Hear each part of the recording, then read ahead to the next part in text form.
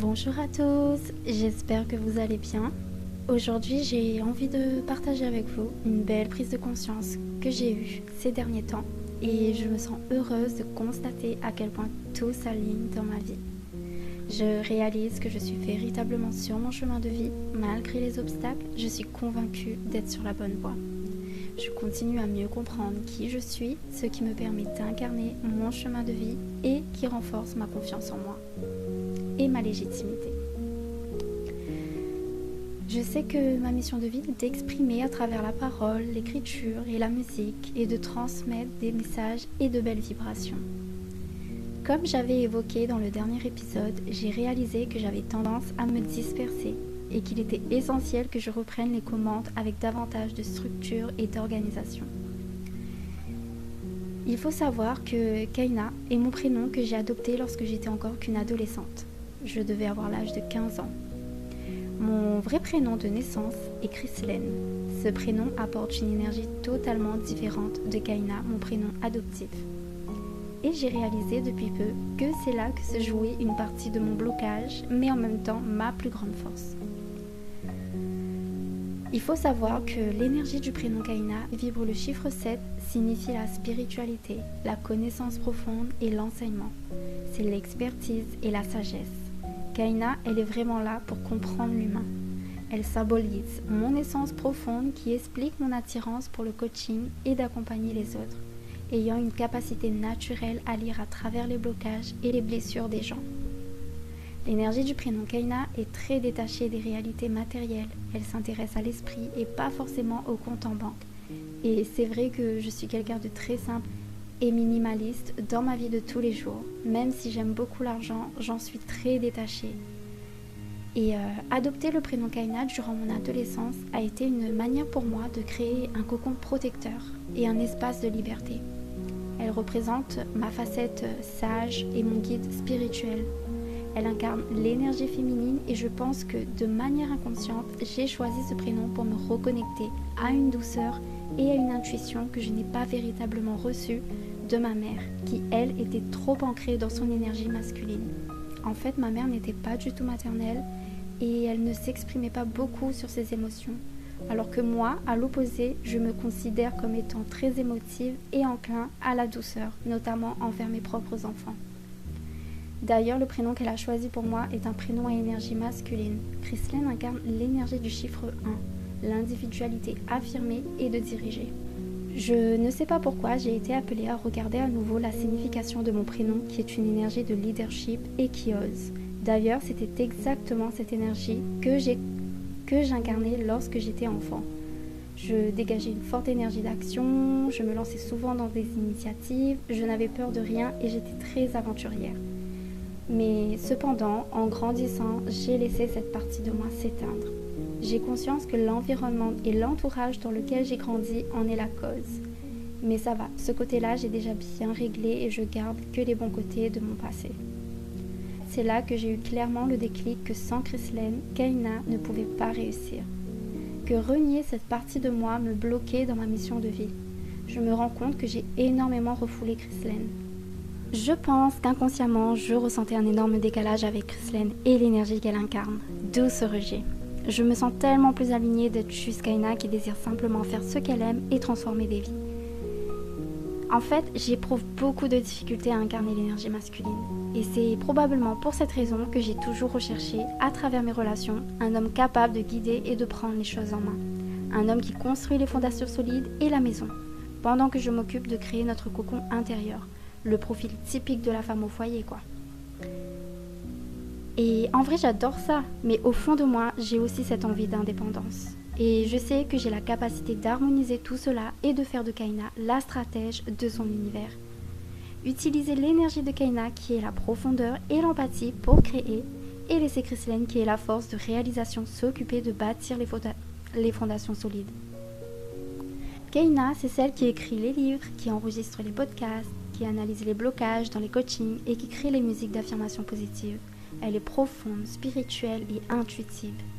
Chrislène, elle, c'est plus la directrice, on va dire.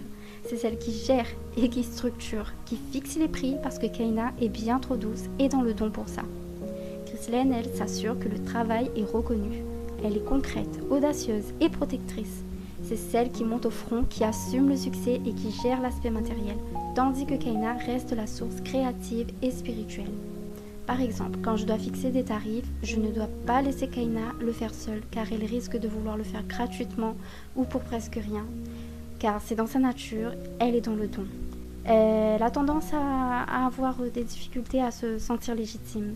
Et du coup, laisser Chrislène prendre plus de place pour intervenir et s'assurer que le talent immense de Kaina ne soit pas gaspillé ou sous-estimé. Et j'ai compris que mon blocage financier venait sûrement de là. Et certes, même si je n'ai jamais manqué de rien et que je me sens satisfaite de toute cette richesse qui est déjà présente dans ma vie, j'aimerais vraiment dépasser cette limite, briser ce plafond de verre que mon subconscient a ancré profondément. J'ai compris que j'ai laissé trop de place à Kaina, celle qui donne trop et qui prend les choses avec trop de légèreté, et que c'est Chrislène qui est l'énergie de la récolte, de l'argent et de la réussite matérielle. En acceptant de laisser Chrislène prendre sa place aux côtés de Kaina, c'est comme unir le ciel et la terre, la sagesse et l'action, l'esprit et l'abondance. C'est comme renouer avec mon enfant intérieur. Aujourd'hui, je comprends que je dois me réconcilier et incarner Chrislène, tout en étant Kaina, une femme accomplie qui unit la sagesse intérieure et l'affirmation extérieure. Pendant longtemps, je me suis réfugiée en incarnant Kaina, créant un espace où je pouvais explorer la psychologie, écrire et coacher avec mon cœur, loin des regards et du jugement. Pendant longtemps, j'ai fui Chrislène, parce qu'en vrai, c'est trop dur d'être elle. Mais elle fait partie de moi, c'est donc qu'il y a une bonne raison. Et ça a été très difficile pour moi d'écrire ce podcast. J'ai dû faire plusieurs pauses, des ressentis physiques intenses, parce que ce sont des années de protection inconsciente qui se brisent. C'est mon identité tout entière qui est remise en question, alors que je pensais vraiment être équilibrée. Au quotidien, je suis une personne très sereine et dans le lâcher-prise. Et je prenais vraiment les choses comme elles venaient, sans rien forcer, et avec cette conviction que tout prenne forme doucement mais sûrement dans ma vie. Mais malgré tout, je sentais davantage quelque chose qui bloquait, une sorte de résistance intérieure. Et en ayant ce déclic, j'ai sorti des choses enfouies au plus profond de moi-même.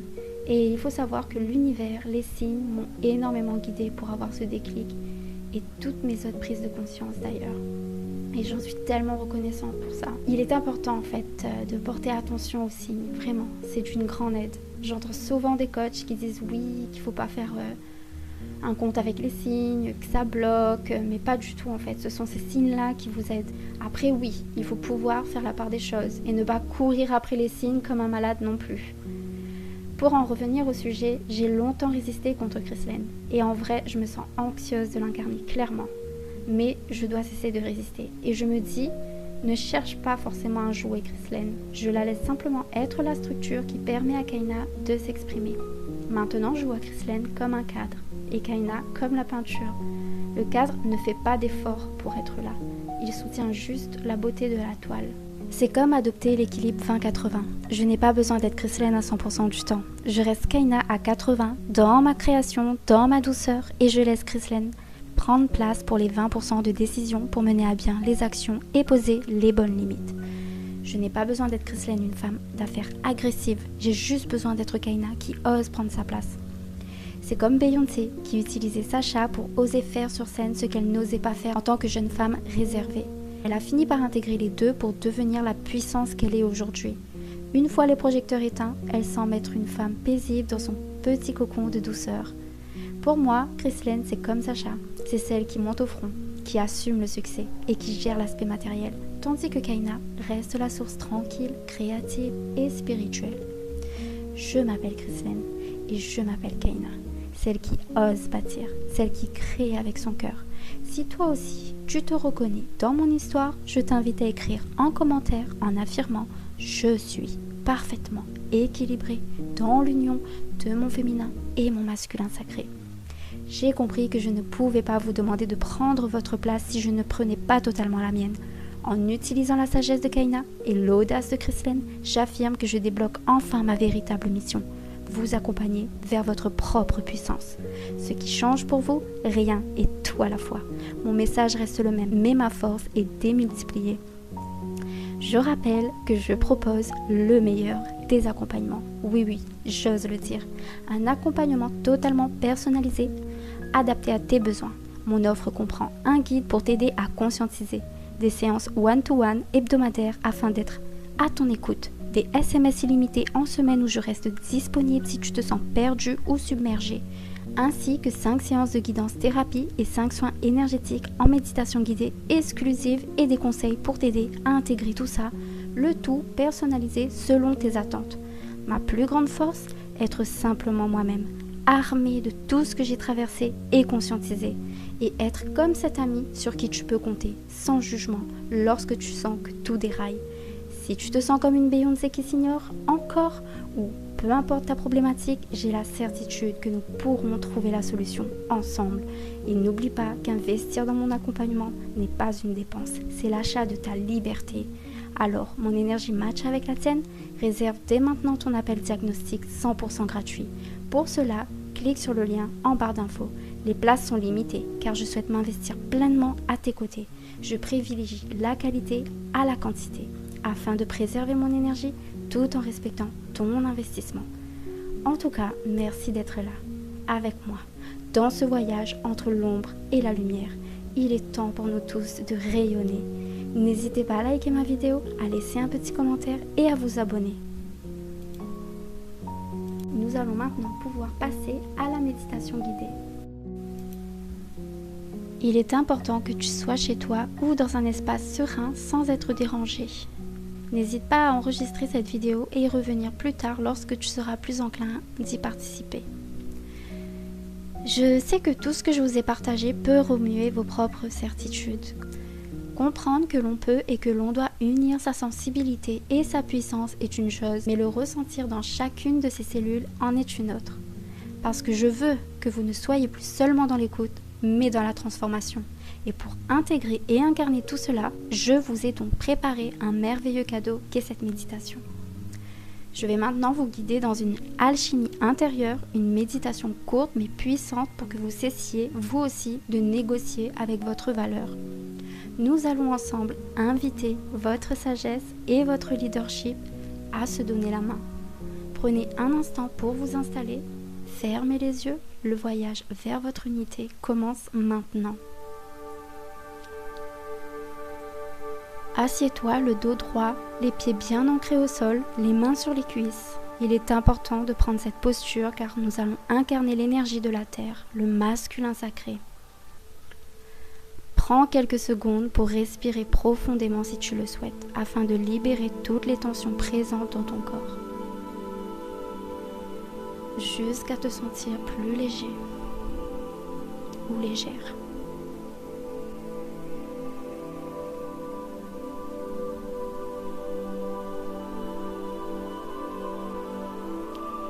Maintenant, tu vas visualiser des racines lumineuses et dorées partir de ton bassin et descendre profondément dans la terre.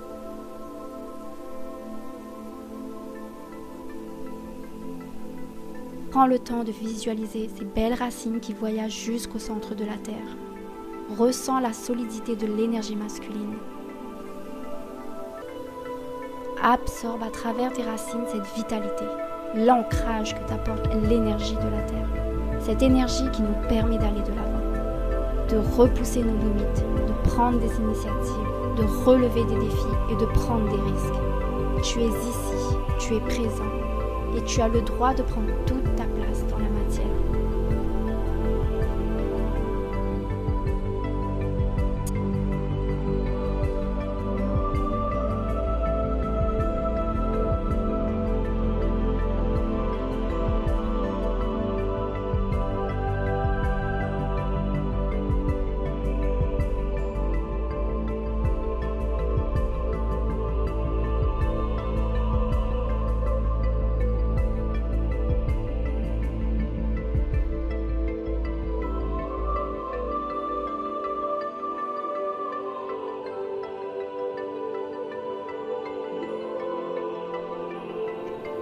Maintenant que tu es ancré, nous allons redescendre tout doucement pour ton ouverture du cœur avec l'énergie du ciel, le féminin sacré. Porte attention sur le sommet de ta tête, ton chakra couronne, qui dans ta posture est parfaitement aligné avec le ciel. Imagine une lumière douce et nacrée qui descend du ciel. C'est la sagesse de l'énergie féminine.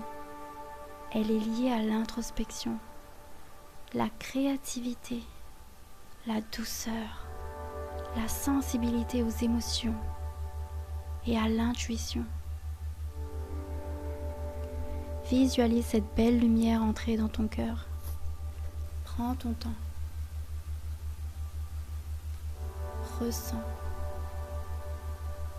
Ressens ton intuition. Écoute ce qu'elle a à te dire.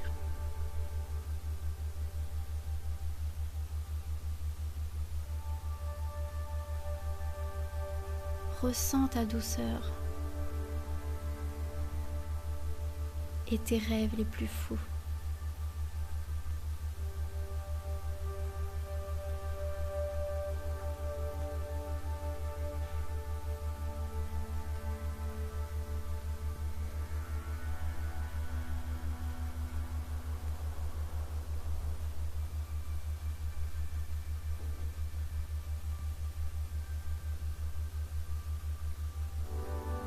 Maintenant, à la hauteur de ton plexus solaire qui se situe juste au-dessus de ton nombril, visualise ces deux lumières se rejoindre.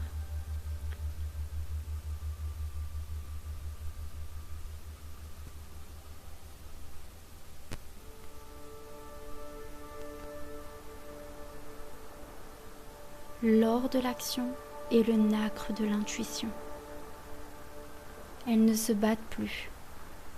Elles s'embrassent. Visualise ce beau couple intérieur s'unir dès à présent. Visualise ton alter ego de puissance qui prend forme. Elle a la douceur du féminin dans le regard, mais la force du masculin dans sa démarche. Elle est entière. Elle ne s'excuse plus d'être spirituelle et elle ne s'excuse plus de réussir.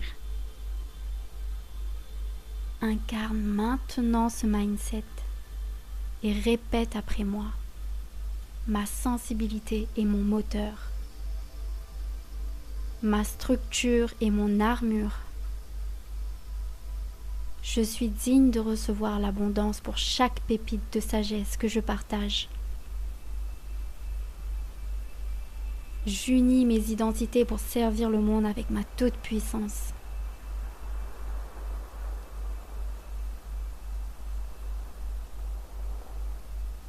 Est-ce que tu ressens cette union?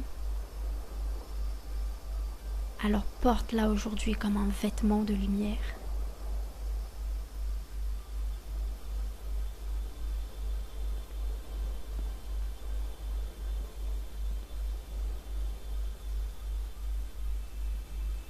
Doucement, tu peux revenir à toi ici et maintenant. Sache que c'est déjà fait.